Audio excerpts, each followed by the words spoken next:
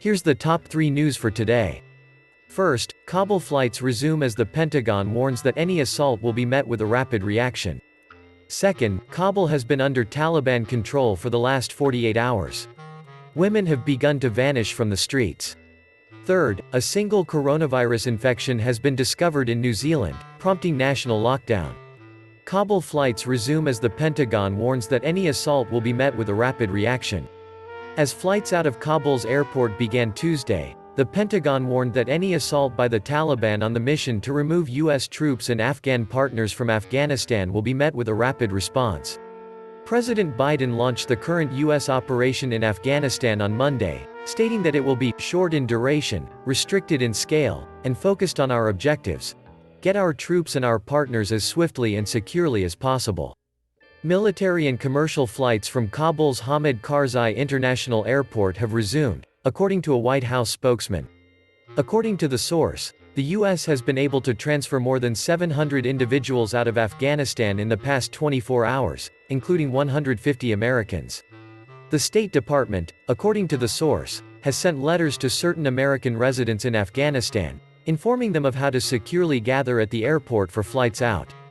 According to Pentagon spokesperson John Kirby, the U.S. has been able to send in approximately 1,000 more soldiers, increasing the total number of U.S. forces to about 3,500. Everything is up and running again, Kirby added. We'll maintain deploying troops to guarantee a safe and secure environment for airport operations, says the spokesperson. More U.S. soldiers are expected to arrive in Afghanistan on Tuesday and Wednesday, according to a White House official. Flights from Kabul International Airport were briefly halted on Monday as U.S. troops tried to manage a throng of Afghans eager to escape the country. The runway was not secure, according to U.S. authorities, after hundreds of Afghans breached the airport barriers and swamped the runway. At this time, the Pentagon estimates that military planes can transport between 5,000 and 9,000 people per day out of Kabul. The Pentagon, according to Kirby, wants the civilian side of the airport to stay open so that commercial and charter aircraft may continue to travel in and out. 3 bases for up to 22,000 people in the next couple of weeks, Kirby added. If we have to go higher, we will definitely do that, Kirby added, referring to both special immigrant visa applicants and their families from Afghanistan. We're also dedicated to their families. The Pentagon repeated Biden's grave warning on Monday about the Taliban's possible interruption of the U.S. operation. If we are assaulted by the Taliban or anybody else in our operation in Afghanistan, we will react properly, quickly, and firmly, as the president said, Kirby added. We have the capability to do it at the airport. Additional capabilities are being brought in to provide for the airport's defense and operations. I'm not going to guess or theorize about where specific operations could be, Kirby added, but we definitely have the capabilities on hand, and we're getting more of those capabilities, greater fighting power, over the next couple of days.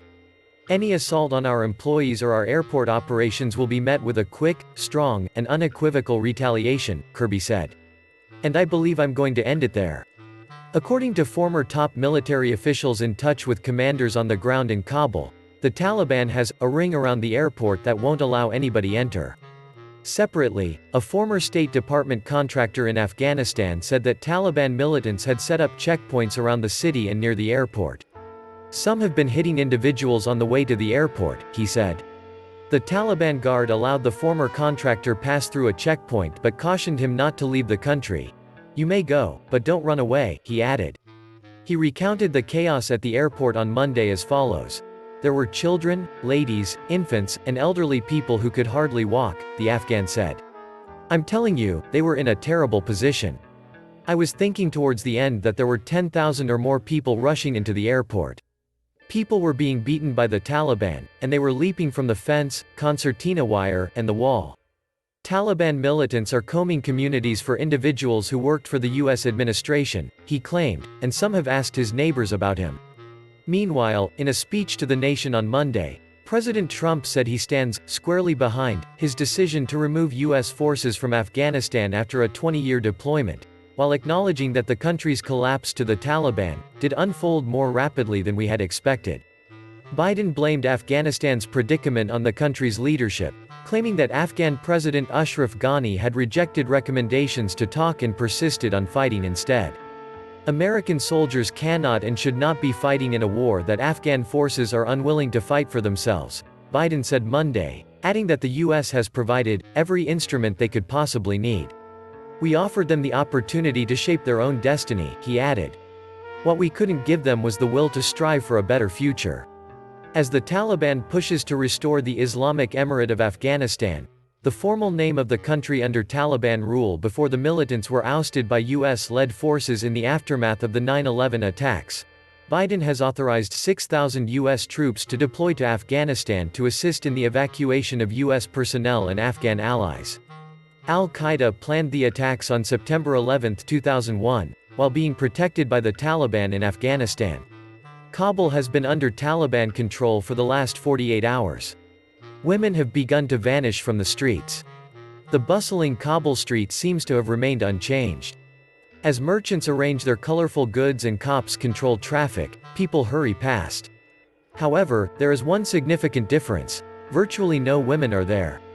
Women have mainly remained inside since the Taliban seized control of the Afghan capital on Sunday. Although the Taliban has said that women's rights would be respected under their reign, it is obvious that many Afghan women are frightened of life under their authority. In comparison to only a few days ago, much fewer women are going out onto the streets. Those who do go out into the world are dressed more modestly than previously, their faces often hidden under niqabs or veils. Many educated and courageous women who have spent the past decade developing their professions are urgently seeking a route out, fearful of being targeted by the Taliban. With a mesh panel over the eyes, the garment covers the whole body from head to toe. When the Taliban controlled Afghanistan in the 1990s, it was compulsory for women to wear it. Over the last 2 decades, burqas have been much less popular in Kabul, but the news that the Taliban is back in power has prompted a surge in sales. The shopkeeper claims that his clients, who are mostly males, are scared and are purchasing burqas for their wives, daughters, and other female relatives because they believe that wearing one would be the only way for them to remain safe on the streets in the future. This is the current tense reality in Kabul. For the time being, the Taliban are demanding that life continue on as usual, ordering government employees to return to work. The group's commanders claim that Afghan residents' property, honor, and life are not under risk, and they have instructed their warriors not to enter people's houses or seize their vehicles. Promises alone, however, are insufficient to allay people's fears. Although the highly armed Taliban militants patrolling Kabul's city center are not yet imposing severe regulations on people's lives, the worry that this might alter at any moment is palpable. A single coronavirus infection has been discovered in New Zealand, prompting a national lockdown.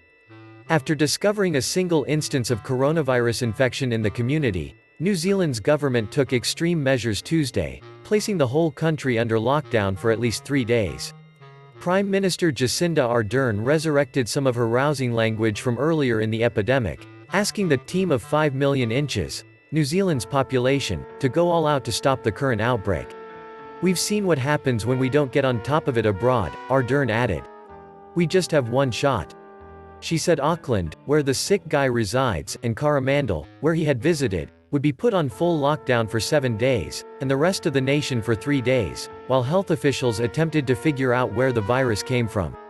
The virus had been eradicated in New Zealand, with the last recent incidents occurring in February. However, Ardern had warned that the Delta variant's contagiousness would likely need more severe measures than in past outbreaks. New Zealand has also been slower to inoculate its people than other industrialized countries, leaving it susceptible to epidemics. Only 32% of individuals have received at least one vaccination, and only 18% are completely immunized. The decision to the most severe lockdown highlighted New Zealand's very different approach to the virus than most other countries, which are trying to contain rather than eradicate it completely. Since the pandemic started, New Zealand has only recorded 26 viral fatalities. The lockdown will go into force at 12:01 a.m. on Tuesday. It requires individuals to stay at home and avoid social situations. Most individuals can only leave to do grocery shopping or exercise. The country's vaccination program had been ramping up, but owing to the epidemic, it has been halted for 2 days.